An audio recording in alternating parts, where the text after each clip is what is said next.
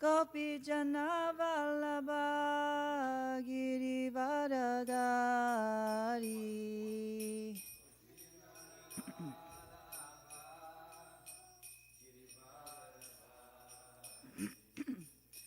Gopi Jana Vallabha Girivaradari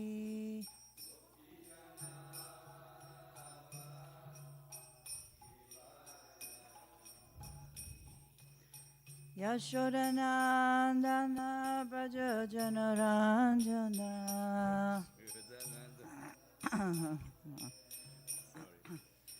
Yashodanandana Braja Janaranjana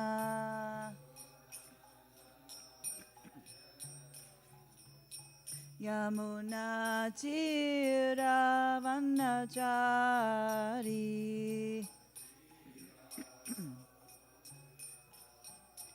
Yamuna Tiravanachari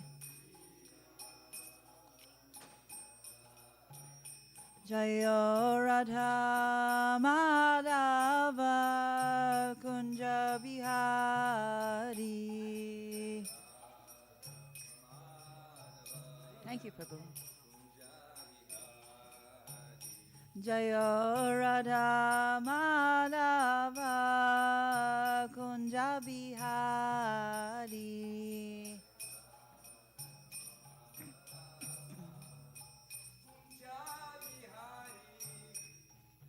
Gopi Jana Vallabha Girivaradari. There's 2 boxes of flowers and James farm boxes in the downstairs fridge for her. Gopi Jana Vallabha Girivaradari.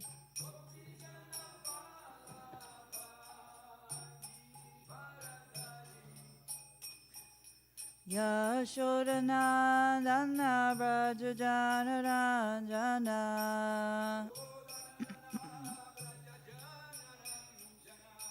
Yashodanandana Braja Janaranjana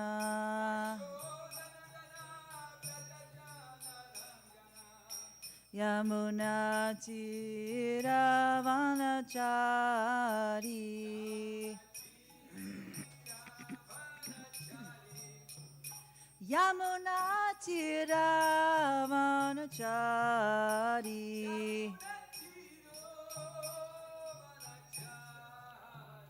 Jayo Radha Madhava Kunja Bihari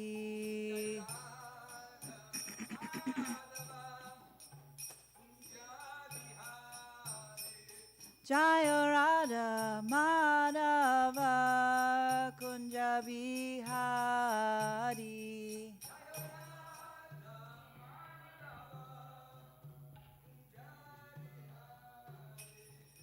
Hare Krishna Krishna Krishna Hare Hare Hare Rama Rama Rama Hare Hare. Give her that box that I brought over full of roses. She could use those in the garlands. It's right over there. It's the big plastic box. You know, all the blooms. Rama Hare Krishna Krishna Krishna Hare Hare Hare Rama Rama Rama Hare Hare.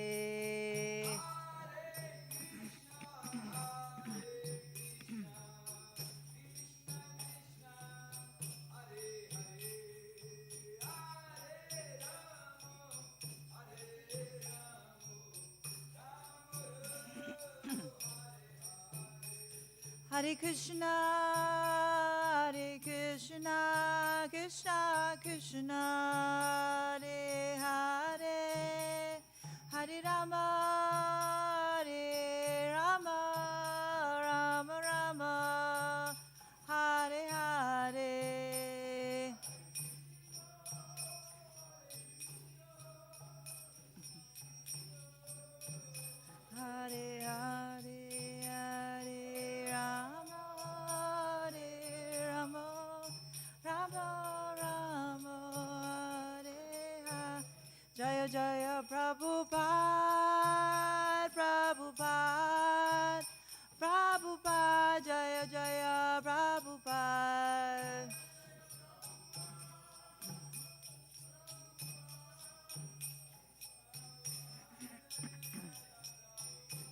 Jaya Gurudev, Gurudev, Gurudev, Jaya Jaya Gurudev, Gurudev, Gurudev, Jaya Jaya Gurudev. Jayam Vishnupad Paramahamsa Stotara, His Divine Grace Abhay Charavinda Bhaktivedanta Swami, Srila Prabhupada Ki Jai, Nantakoti Vaishnavrinda Ki Jai, Namacharya Srila Haridas Thakur Ki Jai, Prem Se Kaho Shri Krishna Chaitanya Prabhu Nityananda Shri Advaita Gadadhar Shivasati Gaura Bhaktivinoda Ki Jai, Shri Shri Radha Krishna Gopa Gopinath Shamakunda Radhakunda Giri Govardhan Ki Jai, Shri Vrindavan Dham Ki Jai, Shri Mayapur Dham Ki Jai, Shri Ganga Maya Ki Jai, Shri Jamuna Maya Ki Jai, Shri Bhakti Devi Ki Jai, Shri Tulsi Maharani Ki Jai, Samaveda Bhaktivinoda Ki Jai. All glories to the assembled devotees. All glories to the assembled devotees. All glories to the assembled devotees. All glories, all glories, all glories to Sri Guru and Sri Gauranga. Om Namo Bhagavate Vasudevaya.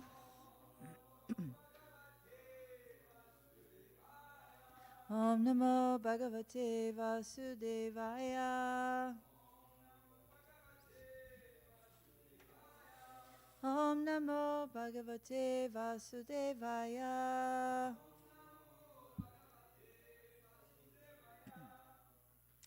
Today we're going to finish the chapter, and so this is texts 34 and 35 in the whole nice pastime of the killing of Jarasandha. So, text 34. Abhivanyata Rajanam Bhimarjuna Janardana Sarvamasravayam Chakrur Atmana Yarunushtitam Abhivadyayata Rajanam Bhimarjuna Janardana Sarvamasrayam Chakrur.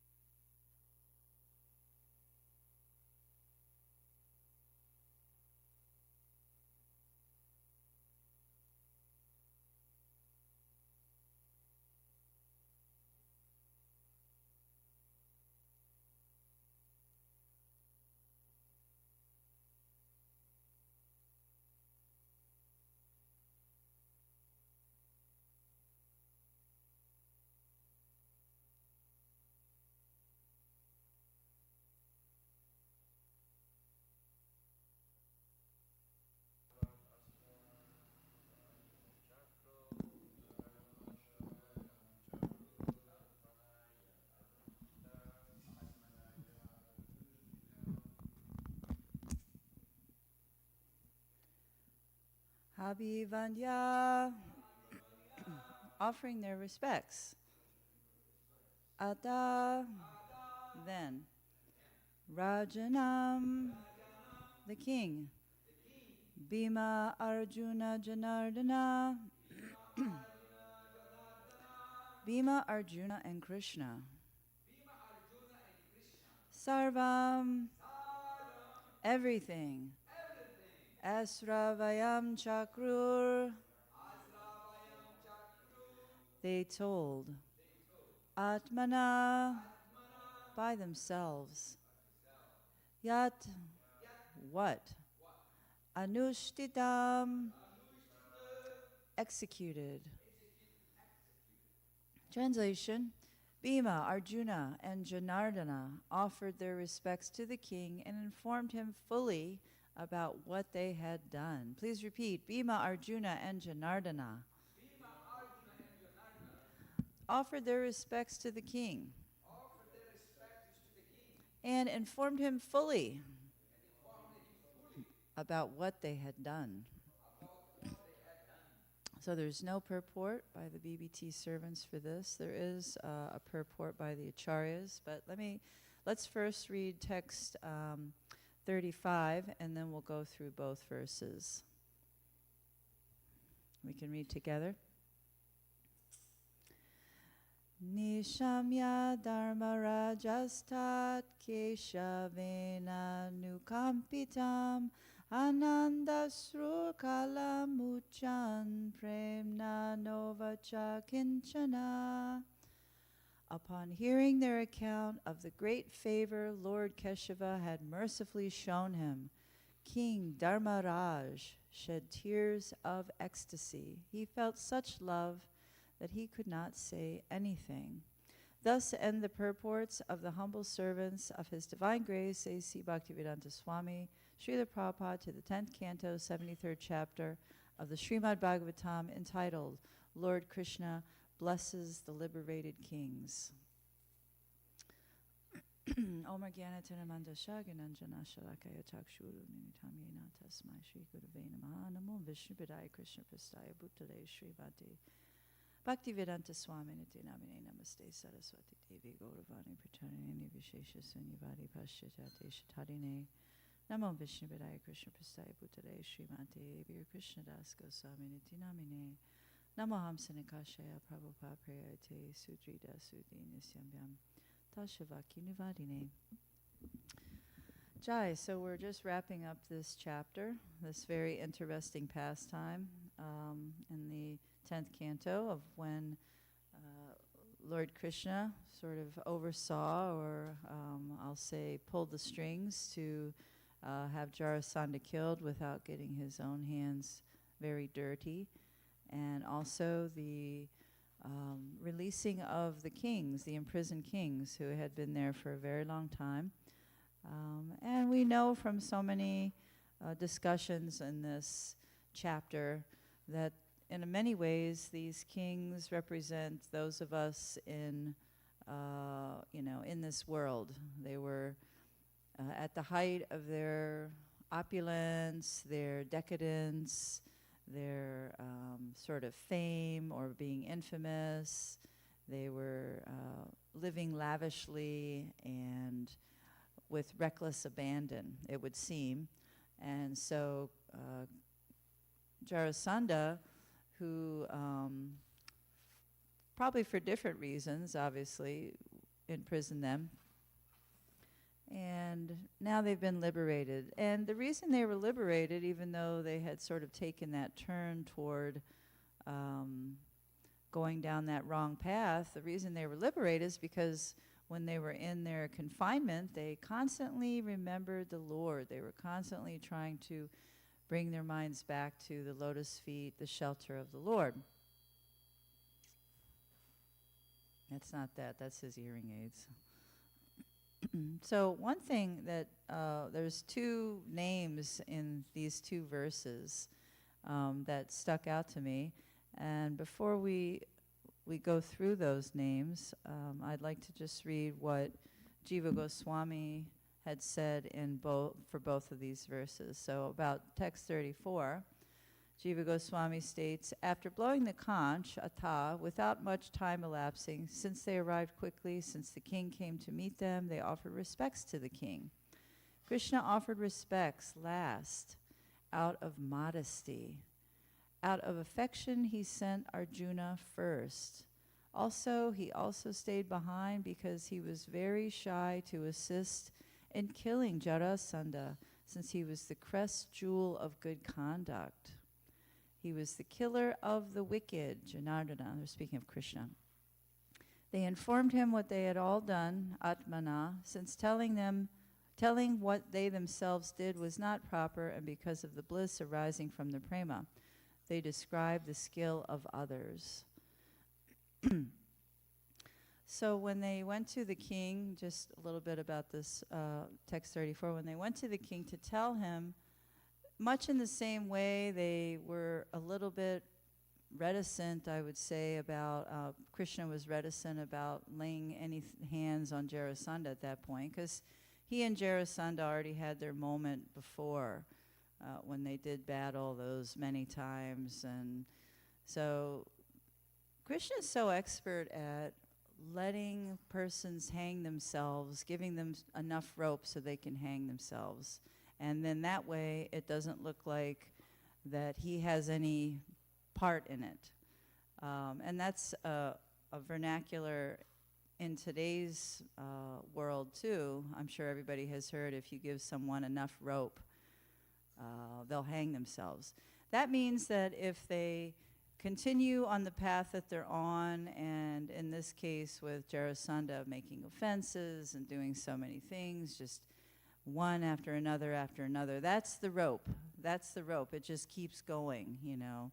When somebody, when person has all of that wherewithal to criticize and, chastise, offend unfoundedly, then, pride comes before a fall. Maybe, Jarasandha was very favorably disposed towards the Brahmanas, but, at the same time he was doing these other things that weren't really dharmic.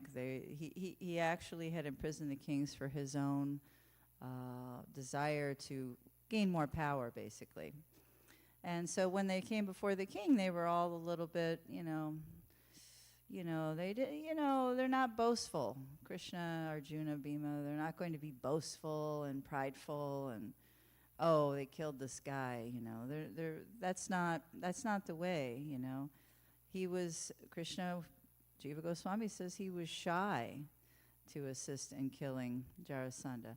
Although in this verse, he's called Janardana, which is slayer of the wicked. And actually, Janardana has a few meanings. The main meaning is the protector and the original abode of all living beings. So that's actually, if he's having to, we got to think about it. If Krishna must correct somebody, if he must kill somebody, if he, must step in a harsh way, it's for the good of all. It's not because he's being, a jerk. It's because he's actually, he's protecting, that epithet is used, that name is used for Krishna so much.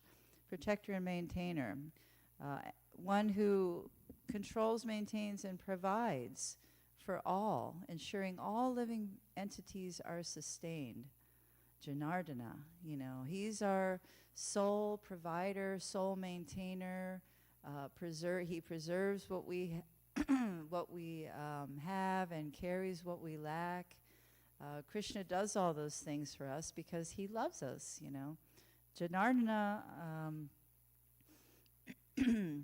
doesn't have to mean a sort of a wicked or a not wicked, but a harsh. It's not, shouldn't be a harsh term. It's actually one of great liberation and, for us, relief, because we know that someone's always has our back. They always are protecting us. They're always maintaining us, no matter what. we see that a lot, particularly the devotees are able to recognize that. You know, many times those who aren't God conscious, they feel that somebody's done something to them, that this is being done to me. You know, the universe hates me, or whatever they think. They don't, that's a common theme, I would say, particularly among human beings. They do things, or they incite various activities by their own activities. But when the activity comes around and they say, you know, there's another expression, when the bird comes home to roost, you know, when that karma comes around to somebody, or that result of whatever they've done, it's very difficult for, as Irma was saying, be introspective. It's very hard to introspect about, why is this actually happening to me?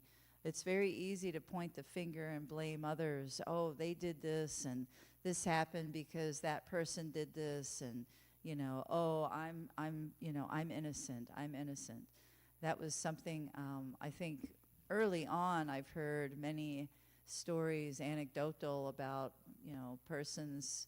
When we all start out, we think, oh, why, you know, we're innocent, you know. Then we become devotees, and then we start to understand, well, there's karma. But still, sometimes devotees think they're innocent. They don't see their part in the way things have gone. But it takes two bangles to jangle. Whenever there's a situation, one person does something, another person does another thing, and then that actually creates that shared experience, whatever the situation is, whether it benefits some person and not another, or both persons have been put down because of it. So Janardhan, I was interested in the little, when you break it down, jana obviously is people, and ardhana is torment and distress. And in this context, it represents the Lord as the enforcer of dharma, who punishes evildoers and dispels ignorance, Janardana. That's used not so much, that's not a primary name of Krishna, but it's probably one of the most apt names of Krishna, particularly for those of us who are here and we understand our predicament a little bit in this material world. We understand that we really have all fallible soldiers surrounding us, and the only person that we can actually rely on is our soul maintainer, provider, pati, guru, you know, the whole thing. All of our, he's our everything, right? Krishna's our everything. So that's on text 34. So he's called Janardana. And then in the very next text, where King Dharmaraj heard their whole account that Lord Keshava had replayed a little bit, or shown him, I'll say, and Arjuna, Bhima, they all told him what had happened.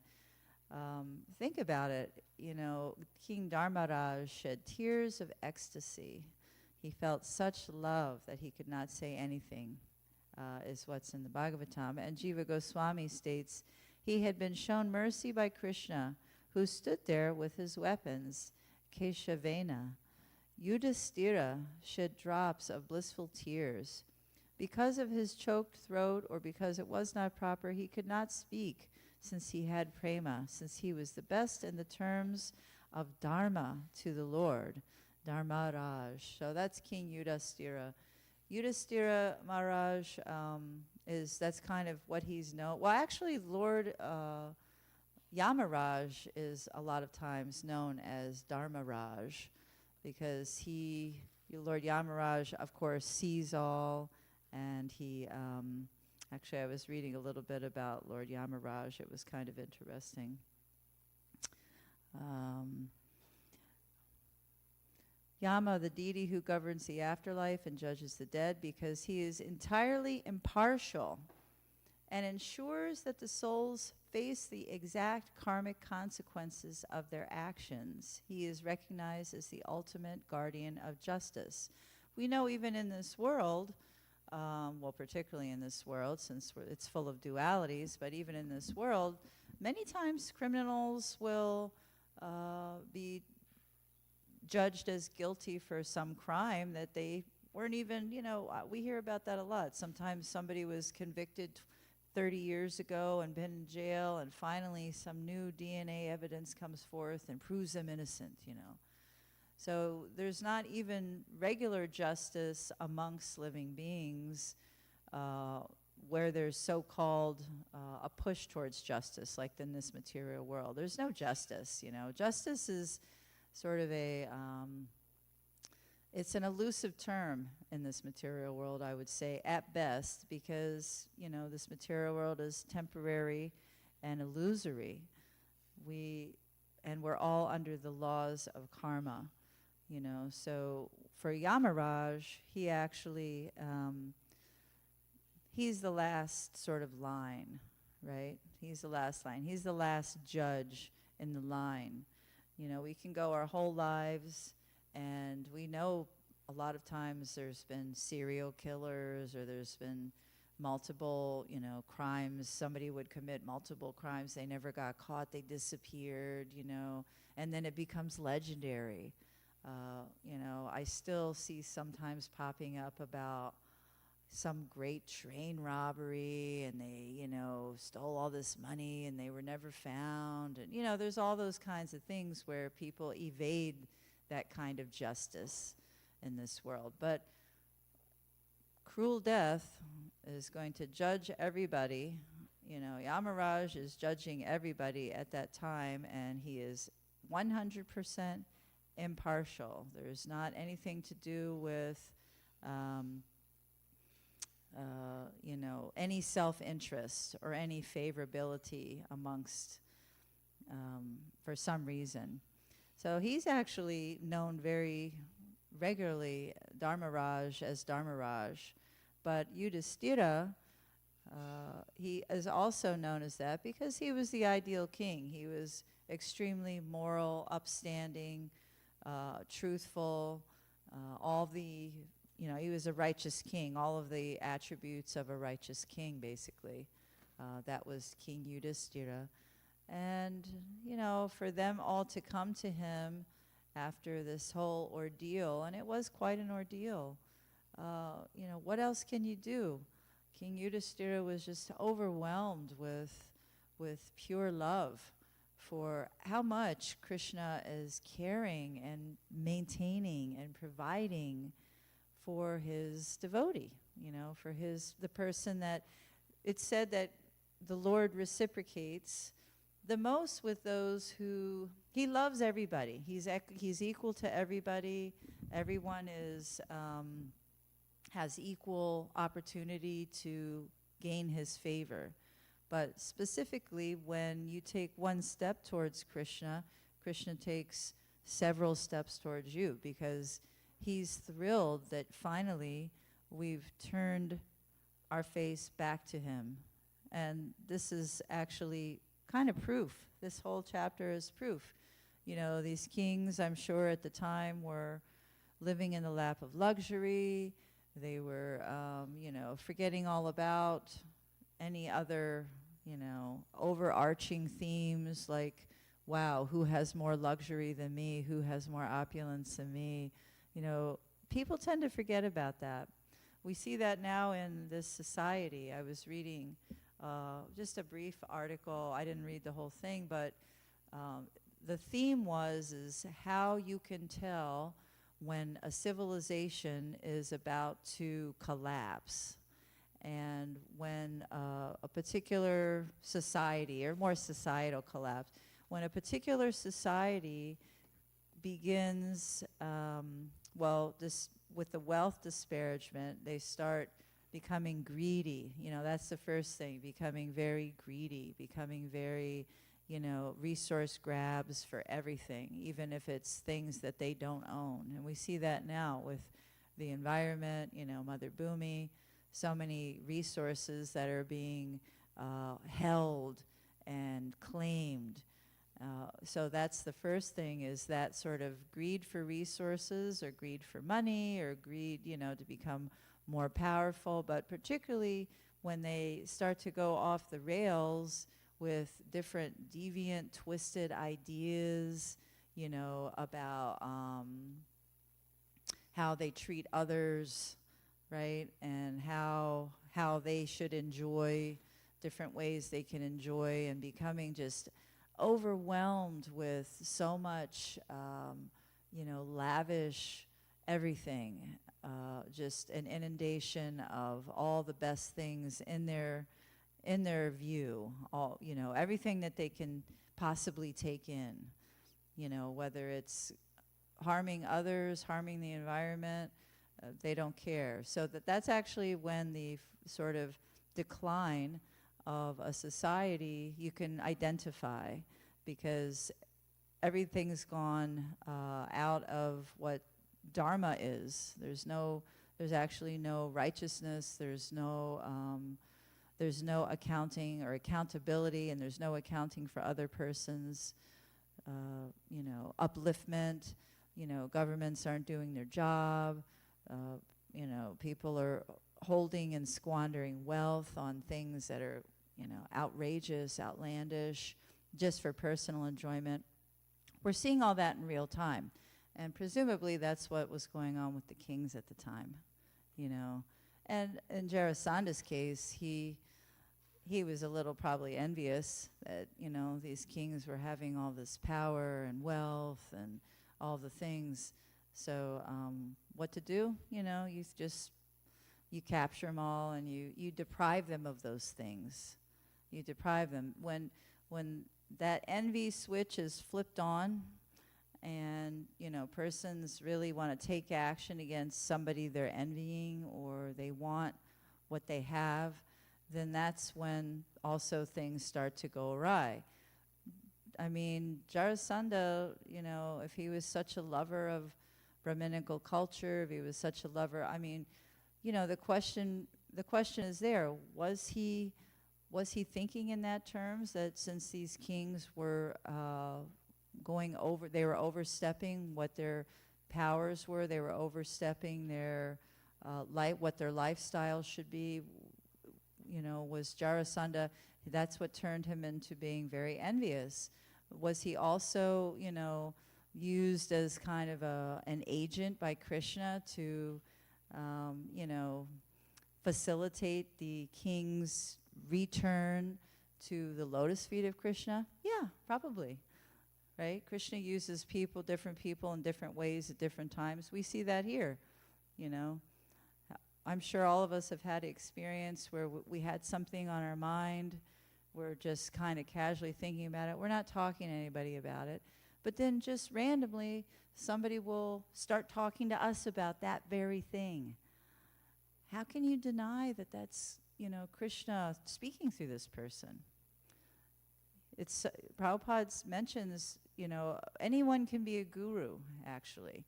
There's, we'll read on in the 11th chapter where that individual starts to see a dog as a guru, a prostitute as a guru. There's so many gurus, because if you're trying to tune into Krishna and you're thinking about what Krishna wants you to do, if you're thinking in that way, and if you're thinking in a dharmic way, then Krishna will give you the answer, and maybe not in a way that you expect, Even sometimes I've been walking through a store, and I'll just hear a fragment of a conversation about something, and I'll remember, I need to talk about that with so-and-so about that subject.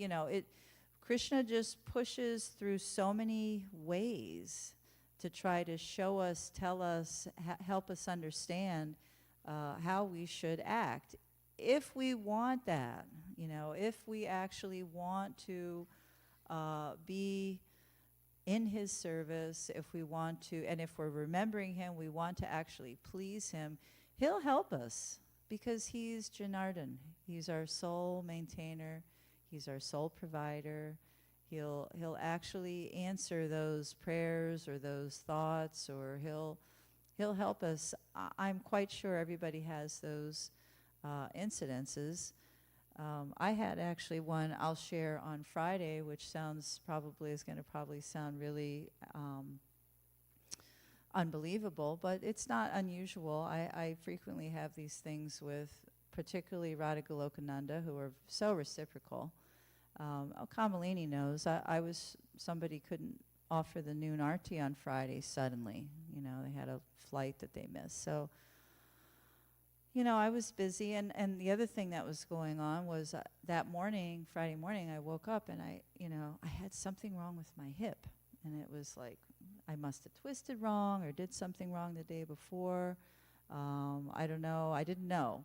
But it was really painful. So, I just get up and I just go about my business, come to Mangalarti. I'm, doing all the things around here. Because, a lot of times if you move around, it works itself out. But it wasn't working itself out. It was extremely painful, and getting more so as I walked around and did stuff and went upstairs and whatever. Then I thought, okay, let me rest. I think I rested for a half an hour or something. Nothing. And then finally, I was, thinking about the noon arti, and nobody was available, and I had asked a few people, and nobody was responding, and I was like, oh my, I'm going to have to go stand around for a long time, to be on my feet for a couple hours again, and it was really painful. So, what can I do? There's nobody else to do the arti, right? So I come over, and, arti's always beautiful, so it wasn't an imposition. I just was thinking about the leg or the hip or whatever. So probably most of the way through the arti, when I was offering, and anybody that knows the altar knows it's a very narrow little space, and there's the guru picture and then the altar, and I was offering, and I had forgotten to offer to the guru first, because I was actually in quite a lot of pain. I wasn't on top of my game. If you have pain, you're not on top of your game. That's just the fact. So I was standing about to offer and facing the deities, but then I had to twist back over to offer to the picture, and then I heard this big pop. And whatever I had going on with the hip just immediately dissipated. It just immediately dissipated, and I was just awestruck, because I was like, wow, that was like, because when I get called over to do the arti, which isn't very often, I'm always thinking, okay, I wonder what Krishna's going to say. I wonder what he's going to tell me, what he's going to show me. Sometimes he'll show me things like something's left on the altar, something's, under the sink's leaking, somebody rested Giriraj, they shouldn't. There's all these little bits, he'll show me stuff, but everything was in order.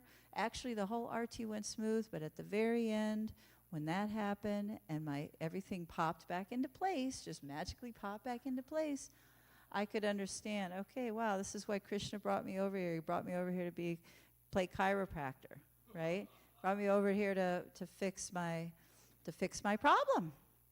Just to fix my problem. I wasn't even asking. But I was, holding back a little bit. I was being careful. But as the soul maintainer, Krishna is actually our soul maintainer, our soul provider. He does everything for us. If we just let him, he'll do it all without us even asking, because he knows our heart, He knows our heart. He knows what we want. He knows our intention. If our intention is to serve him nicely, our intention is to keep serving him nicely, serve him better, serve others. If we have the right intentions, he helps us. He carries what we lack. He provides. There's no question. There's absolutely no question. And that sort of thing has happened so many times over the years. Even with inanimate objects, I remember one time our dryer was on the fritz, and I was like, oh no, we can't afford a dryer, you know. Can't afford a dryer. And a couple days later, I just happened to notice that now the dryer didn't have this slipping belt sound. It was somehow it had fixed itself, you know, because I was like thinking, Krishna, we can't afford a dryer. Fix this dryer. You know, it's so ridiculous to ask Krishna for things like that. Whenever I go out on Harinam, anytime I go out on Harinam, Chapel Hill, Durham, whatever, you know, high times, peak times when there's a lot of people around, Krishna will give me a parking place right in front of where we're standing. It happens every single time. And I'm not even thinking about it. I'm just thinking, oh, I'm going to, you know, have to, I know some parking places that are a little further, or maybe I got to pay for parking. But he provides. He always provides. Krishna always provides. Krishna always provides. There's absolutely nothing we should worry about. There's nothing we have to worry about. There's nothing that we have to ruminate or fret about, be on the mental about. There's really nothing. He provides, and he provides in ways, and he maintains in ways that we don't even understand or we don't see coming. He just actually drops it on us, and we're like, wow, that's, you know, we always have to think about Krishna. Sometimes people don't think it's Krishna, but it's always Krishna. There's no accidents. There's no accidents, you know. We're all in this material world, and things are going on just how Krishna, not a blade of grass moves without the sanction of the Lord. Things are moving just as Krishna prescribes. Of course, he has all of his managers, agents, transparent via mediums. You know, he's speaking through strangers. He's speaking through animals. He's speaking through nature. He's showing us things that we wouldn't expect. We can't think it's the universe or providence or an accident or those sort of things. When people don't see the hand of Krishna, you must see the hand of Krishna in every single thing that you do, you see, you experience, good or bad. Sometimes it's not good, and sometimes that's when we must be introspective. The kings were thrown in jail, all their opulence taken away, they were starved out, they were disheveled, they were filthy, they were treated like dogs, like animals. But you know what? They came around to the thinking that, oh, you know, this is my lot in this life. This is how, you know, what I deserve. And, oh my, Krishna, I'm so unfortunate. Please help me. You know, it's never too late. I've said this so many times. We see so many times in the Bhagavatam where someone just takes it too far. Hiranyakshipu took it too far. Kansa took it too far. Jarasandha took it too far. So many people, they take it too far, and then they must be slapped down by Krishna. But if you turn your face to Krishna at any minute, even in that last part of taking it too far, before you take it too far, just pray to the Lord and he'll appear. Janardana, Shri Janardana, Ki Jai.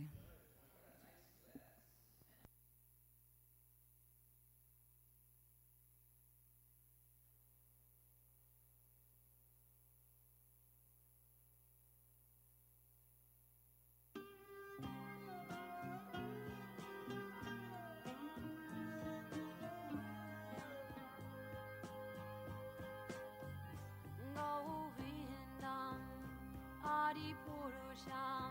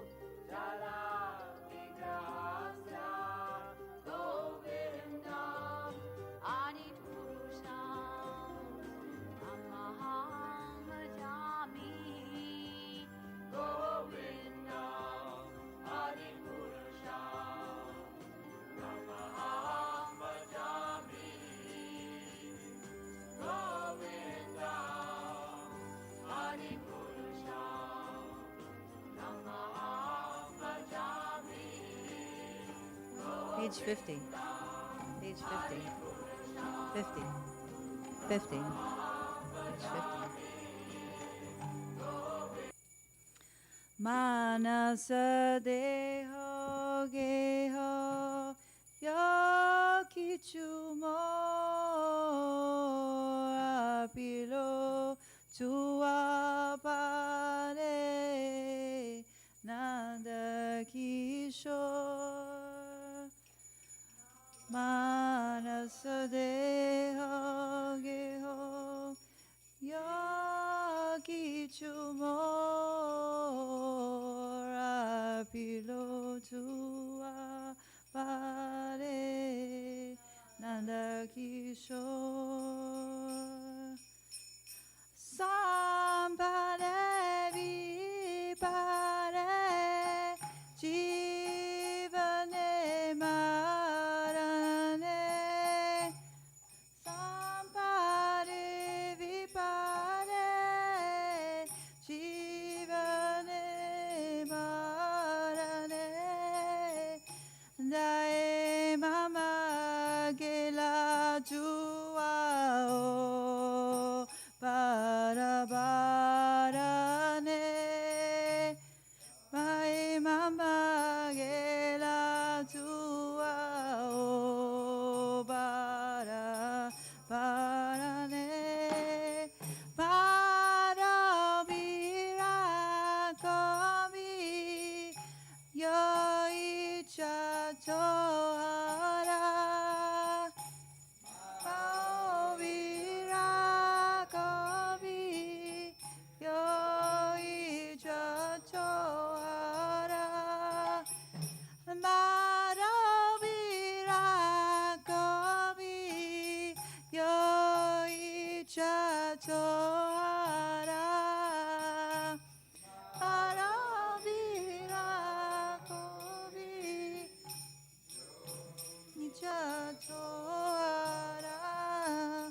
Nityanasa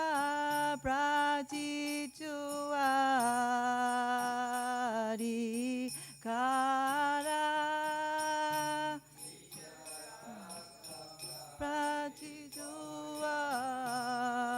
pratituari kara Janma bhima icha jarito Janma bhima icha jarito Bhakta grihe jani janma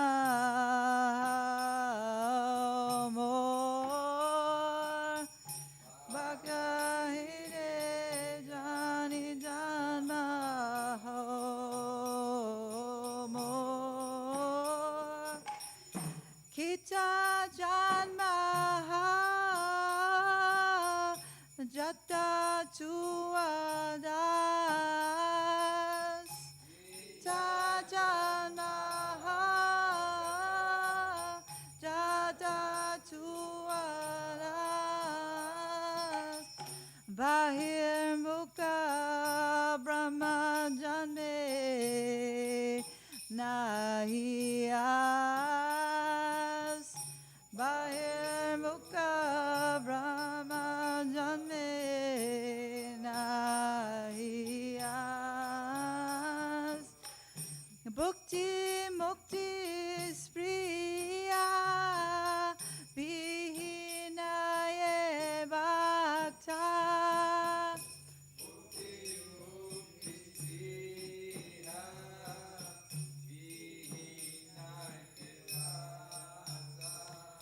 Bhakti mukti spriya vinaye bhakta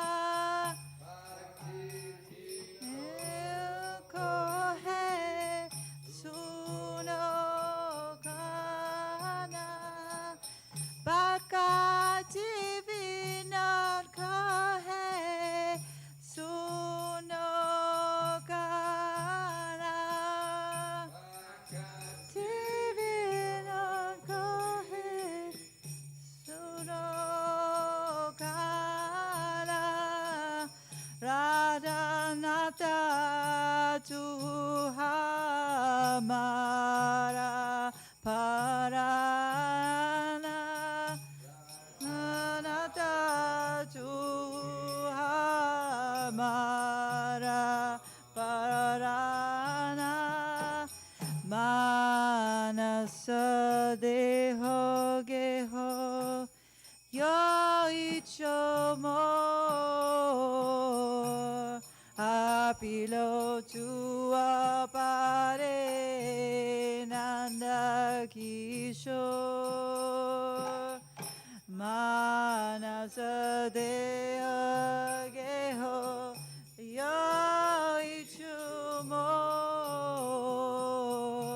Apilo tua pare Nanda Kishore Jaya Radha Goloka Nanda Radha Goloka Nanda Radhe Radha Goloka Nanda Radha Goloka Nanda Radhe Jaya Radha Goloka Nanda Radha Goloka Nanda Radha Goloka Nanda Shri Radhe Radha Golokananda, Radha Golokananda, Radha Golokananda, Shri Jaya Giri Govardhan, Giri Govardhan, Giri Govardhan, Jaya Shri Vrindavan, Giri Govardhan, Jaya Giri Govardhan, Jaya Giri Govardhan, Jaya Shri Jaya Panchatattva, Panchatattva, Jaya Panchatattva, Panchatattva, Tattva, Jaya Panchatattva, Jaya Panchatattva. Prabhupada, Prabhupada, Prabhupada, Jaya Jaya Prabhupada. Prabhupada, Prabhupada, Prabhupada, Jaya Jaya Prabhupada. Mind, body, and family, whatever may be mine, I have surrendered at your lotus feet, O youthful son of Nanda. In good fortune or in bad, in life or at death, all my difficulties have disappeared by choosing those feet of yours as my only shelter. Slay me or protect me as you wish, for you are my master, and I am your eternal servant. If it is your will that I be born again, that it may be born in the home of your devotee. May I be born again even as a worm, so long as I remain your devotee. I have no desire to be born even as many-headed Lord Brahma, if averse to you. I yearn for the company of that devotee who is completely devoid of all desire for worldly enjoyment or liberation. Father, mother, lover, son, Lord, preceptor, and husband, you are my everything. Thakur Bhaktivinoda says, "Hear me, O Kana, Krishna, O Lord of Radha, you are my life." Srila Bhaktivinoda Thakur ki jai. Cheto darpana marjanam bhavagni nirvapanam Shreya Kairavya Chandrika Vitaranam Vidya Vajujivanam Anandam Buddhi Vadanam Pradipadam Puranam Nisvadanam Sarvasvasanam Jayate Shri Krishna Namakari Bahuda Nija Sarva Shaktis Tatra Nitami Amitas Smarane Nakala Etadrisi Tava Kripan Bhagavan Mamapi Durdaiva Medrishangiha Yanina Nuragaha Trinadapi Sunichena Tarorapi Sahishnuna Amanina Manadena Kirtaniya Sadahari Nadanam Najanam Nasundarim Kavitam Va Jagadisha Kamaye Mama Janmani Janmanishvare Bhavatad Bhaktira Hetuki Twai Ainantandanuja Kinkaram Patitamam Vishame Bhavam Buddho Kripaya Parvarban Panchachastitastu Chinchintaraya Nayanam Kalura Srudaraya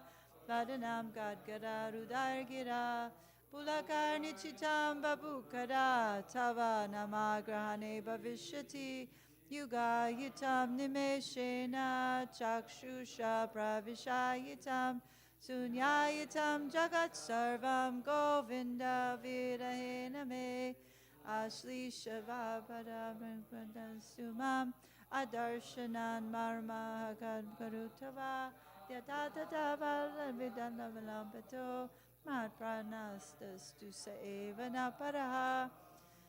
Victory to the Sri Krishna Sankirtan, which cleanses the heart of all the dust accumulated for years, and it extinguishes the fire of conditional life, of repeated birth and death.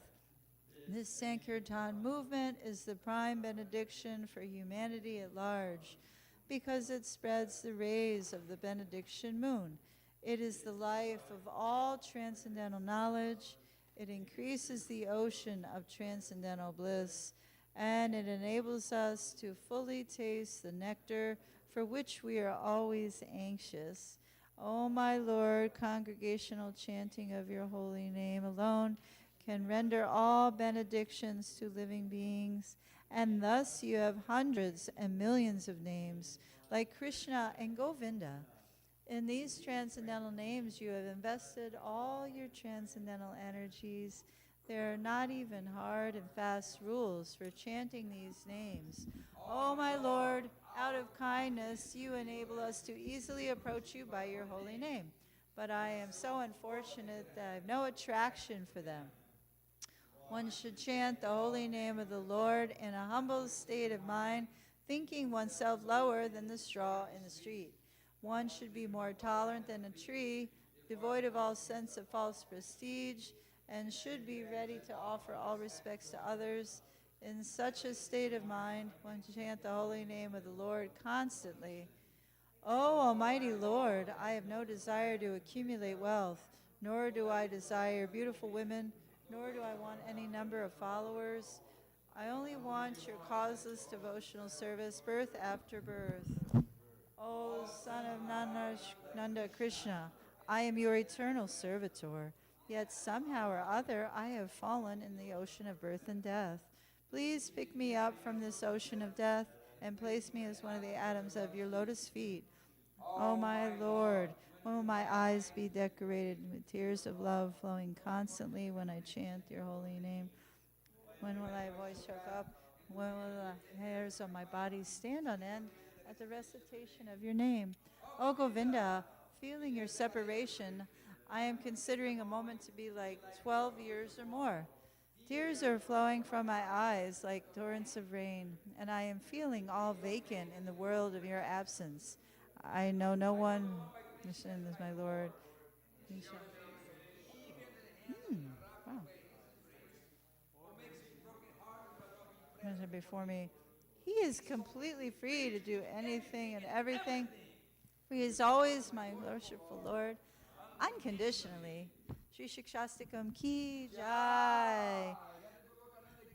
Jai. Another beautiful week in the service of Sri Sri Radha Golokananda. Starting out with, today is Raghunandana Das's birthday. Haribo! Haribo! Haribo! Congratulations on another trip around the sun. Yeah. And thank you, Mother Chaitanya. Deities look so beautiful today. Krishna's just like, wow.